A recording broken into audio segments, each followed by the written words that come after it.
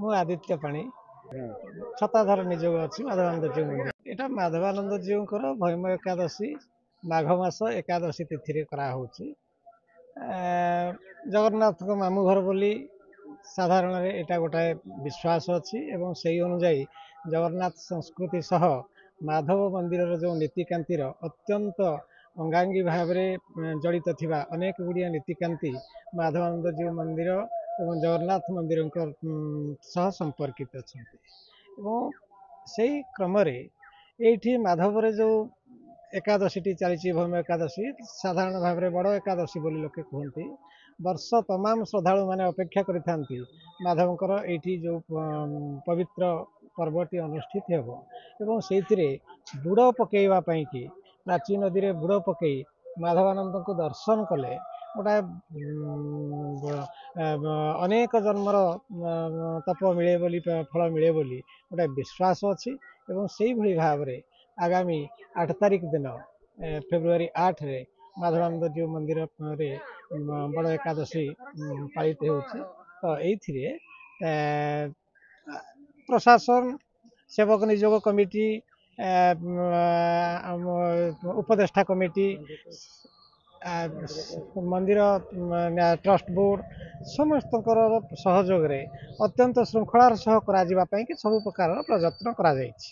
ଆଜି ତାର ଏକ ବୈଠକ ଥିଲା ଏବଂ ବୈଠକରେ ବିଭାଗୀୟ ଅଧିକାରୀମାନେ ତହସିଲଦାର ଆଇଆଇସିଙ୍କ ଉପସ୍ଥିତିରେ ବିଭିନ୍ନ ଦିଗ ପ୍ରତି ପୁଙ୍ଖାନୁପୁଙ୍ଖ ଆଲୋଚନା କରି ସେ ଦିନ ପାଇଁକି ଏକ ନୀତି ନିର୍ଘଣ୍ଟ ଧାର୍ଯ୍ୟ କରାଯାଇଛି। ତେଣୁ ସେ ସମ୍ପର୍କରେ ସେ ନୀତି ନିର୍ଘଣ୍ଟ ଆସନ୍ତାକାଲି ପ୍ରକାଶିତ ହେଇ ସମସ୍ତ ସମ୍ପୃକ୍ତ ସେବାୟତ ନିଯୋଗମାନଙ୍କୁ ଦିଆଯିବ ଏବଂ ପରଦିନ 8 ତାରିଖ ଦିନ ରାତି 3ଟାରୁ ପୂର୍ବ ରାତି 3ଟାରୁ କାର୍ଯ୍ୟକ୍ରମ ଯଥାରୀତି ଚାଲିବ। ତମାମ ଦିନ ପୁରା ପ୍ରଭାତରୁ ବୁଡ଼ ପକାଇବା ଠାରୁ ରାତି 4ଟାରେ ଯେଉଁ ମହାଦୀପ ଉଠିବ ସେ ପର୍ଯ୍ୟନ୍ତ ପାଖାପାଖି 50,000ରୁ ଉର୍ଦ୍ଧ୍ୱ ଶ୍ରଦ୍ଧାଳୁ ଏଠି ଆସିକରି ତାଙ୍କର ଠାକୁରଙ୍କୁ ଦର୍ଶନ କରିବେ ଏବଂ ଉପଭୋଗ କରିବେ କାର୍ଯ୍ୟକ୍ରମ। ଆମର ଥାର୍ଡ ମିଟିଂ ଥିଲା। ତା ପୂର୍ବରୁ ମନ୍ଦିରରେ ଫାର୍ଷ୍ଟ ମିଟିଂ ହେଇଥିଲା, ତହସିଲ ଅଫିସରେ ସେକେଣ୍ଡ ମିଟିଂ ହେଇଥିଲା। ଆଜି ଯେହେତୁ ଆଉ ଗୋଟେ ଦିନ ପରେ ଅଛି ତ ସମସ୍ତେ ଏଇ ମନ୍ଦିରର ଏଇଠି ହେଉଛି ତ ସେଥିପାଇଁ ଏଇଠି ସମସ୍ତଙ୍କୁ ମିଟିଂରେ ଡକା ହେଇଥିଲା। ତାପରେ ଆଇଆଇସି ମହୋଦୟ ଥିଲେ, ବିଡ଼ିଓ ବ୍ଲକ ଅଫିସରଙ୍କୁ ବି ଡକା ହେଇଥିଲା। ତାପରେ ଆମର ଫାୟାର ଡିପାର୍ଟମେଣ୍ଟରୁ ଆସିଥିଲେ, RWSSରୁ ଇଏ ଥିଲେ, TPCDLରୁ ଅଛନ୍ତି। ତ ଆମର ଏଠି ଆଜି ସକାଳେ ବି ଡିସ୍କସନ୍ ହେଇଥିଲା ମେଡ଼ିକାଲ ଅଫିସରଙ୍କ ସହିତ। ସିଏ ବି ଗୋଟେ ଆମର ପାରାମେଡ଼ିକାଲ ଷ୍ଟାଫ୍ ଆଉ ଆମ୍ବୁଲାନ୍ସ ଏଇଠି ଦେବେ। ଆଉ 24 ଆୱାର ଡ୍ରିଙ୍କିଂ ୱାଟର ସପ୍ଲାଏ ବି ରହିବ। ଆଉ ଯେଉଁ ଇଲେକ୍ଟ୍ରିକାଲ ଡିପାର୍ଟମେଣ୍ଟକୁ କୁହାଯାଇଛି କି ଯେମିତି କଣ୍ଟିନ୍ୟୁଅସ୍ ଲାଇନ୍ ରହିବ ଆଉ ତାଙ୍କର ସେ ଜଣେ ଇଲେକ୍ଟ୍ରିସିଆନ୍ ବି ଏଇଠିକୁ ପ୍ରୋଭାଇଡ଼ କରିବେ। ବାକି ଆମର ଯେତେ ସେବାୟତ ଅଛନ୍ତି ଅନ୍ୟ ନିଯୋଗୀ ଅଛନ୍ତି ତାଙ୍କ ସହିତ ବି ଡିସ୍କସନ୍ ହେଇଥିଲା ଯେମିତି ଅତି ଶାନ୍ତି ଶୃଙ୍ଖଳାର ସହିତ ପୁରା କାର୍ଯ୍ୟକ୍ରମ ରହିବ। ଥିଲାକି ଯେଉଁ ସାଇଡ଼୍ରେ ଉଠା ଦୋକାନୀଙ୍କର ଯେଉଁଟା ବସନ୍ତି ଏଇଥର ଆମେ ସେଟାକୁ ଟେଣ୍ଡର କରିଥିଲୁ। ଲାଷ୍ଟ ଟାଇମ୍ ସେମାନେ ଅକ୍ସନ୍ କରିପାରିଥିଲେ, ତାଙ୍କ ଟ୍ରଷ୍ଟି ଯାହାକୁ ଦେଇଛନ୍ତି ତାଙ୍କୁ ଦେଇଦିଅନ୍ତି, ସେମାନେ ସେଟାକୁ କଲେକ୍ସନ୍ କରନ୍ତି। ଏଥର ଆମର ଡିସାଇଡ଼୍ ହେଇଥିଲା କି ଟେଣ୍ଡର କରିବେ, କ୍ଲୋଜ୍ ଟେଣ୍ଡରରେ ଯିଏ ହାଏଷ୍ଟ ବିଡ୍ କରିବ ତାଙ୍କୁ ଦିଆହେଇଥିଲା।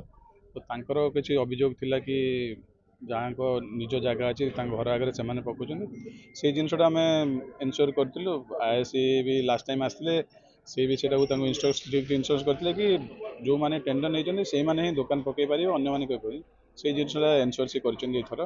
ପାଖରେ ଆମର ରହିଲା ସାଇକେଲ ଷ୍ଟାଣ୍ଡ ଆଉ ଗାଡ଼ି ଷ୍ଟାଣ୍ଡ ପ୍ରାଇଭେଟ୍ ଜାଗାରେ ହେଉଛି, ତା'ର ବ୍ୟବସ୍ଥା ଆମର ଟ୍ରଷ୍ଟ ବୋର୍ଡ଼ ତରଫରୁ ହେଇନି। ତ ସେଥିପାଇଁ ଆମେ ଏନ୍ସ୍ୟୋର କରୁଛୁ କି ଯେମିତି ମନ୍ଦିର ଚାରିପଟେ ଭିଡ଼ ହେବନି।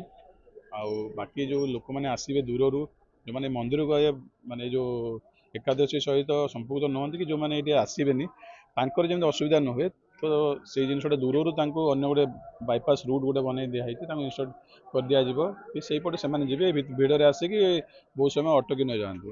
ତାପରେ ମନ୍ଦିର ଦୂରରୁ ଆମେ ସେଇଠି ମାନେ ବ୍ୟାରିକେଡ଼ିଂ କରିଦିଆଯିବ, ସେଥିରୁ ସେମାନେ ସାଇକେଲ, 2 ହ୍ୱିଲର 4 ହ୍ୱିଲର ଆଲାଉ ନାହିଁ। ତ ସେଇ ଜିନିଷଟା ବି ଆମେ କେଉଁ ଏକ୍ଜାକ୍ଟ ଲୋକେସନ୍ ବି ଦେଖିକି ଆସିଛୁ। ସମସ୍ତଙ୍କ ସହଯୋଗ ରହିଛି, ସମସ୍ତେ ଯାହା ବି କୌଣସି ଅସୁବିଧା ୟା ସୁବିଧା ଜିନିଷ ଅଛି ସବୁ ଡିପାର୍ଟମେଣ୍ଟକୁ କୋଅପରେସନରେ ମାନେ ପ୍ରସ୍ତୁତି ପର୍ବ ଚାଲିଛି ଏବଂ ସବୁ ଡାଇରେକ୍ସନରେ ବି ଚିନ୍ତା କରାହେଇଛି। ପୁଲିସ ତରଫରୁ ଏସ୍ପିଙ୍କର ନିର୍ଦ୍ଦେଶ କ୍ରମେ आम ये 2 प्लाटून फोर्स यूज करूँ ट्रैफिक पे बंदोबस्त कराई सेवायत सहित कोऑर्डिनेशन रखाई प्रति डिपार्टमेंट सहित आम सहयोग हाथ बढ़ाई समस्ते सहयोग कर जनसाधारण को से जिन सब जिनस को सहयोग करने आमको कमिटमेंट कर ट्रैफिक मेन कथा है ये आम गुरुत्व सहकार ट्रैफिक मैनेजमेंट सुधार आने चेष्टा कर सेवायत सहित जोगाजोग कराई इलेक्ट डिपार्टमेंट सहित जोगाजोग समस्त डिपार्टमेंट आमर जे तहसीलदार अच्छा समस्त मीटिंग आम बसिकी लोक और सेवायत सहित समन्वय रखाई लोकाल सरपंच अच्छा लोकाल लोकंर सहयोग ठाकुर अच्छी समस्त मोर अनुरोध आप समस्ते सहयोग करेंगे और भल सुचारू रूपे आम पर्वटा को पालन करूँ ठाकुर बहुत जनसाधारण को अनुरोध समस्त आसिकी सहयोग करते ठाकुर दर्शन सुचारू रूपे दर्शन करूँ आईन श्रृंखला निश्चित भाव में आम डिपार्टमेंट तरफ सहयोग जनसाधारण करूँ जनसाधारण सहायता आम कामना करूँ।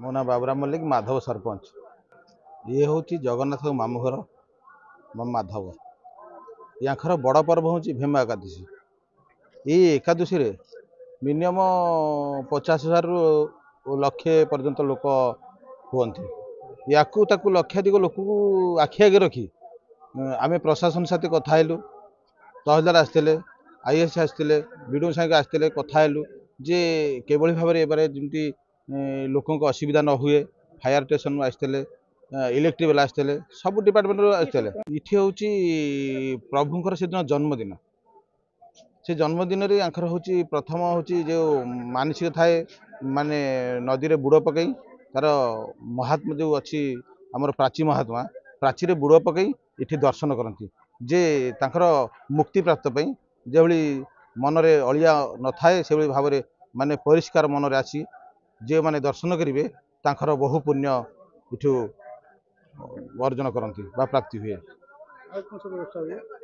इठी मध्य प्रभुंर जो आमर बेढ़ा भितर प्रभु को दर्शन कले आहु मध्य ताठू मंगलमय हुए लोकंकर लोक जानी जे माधानंद होती माधवर माने जेभली भाव में माने पुरी जगन्नाथ इठे माधवर माधव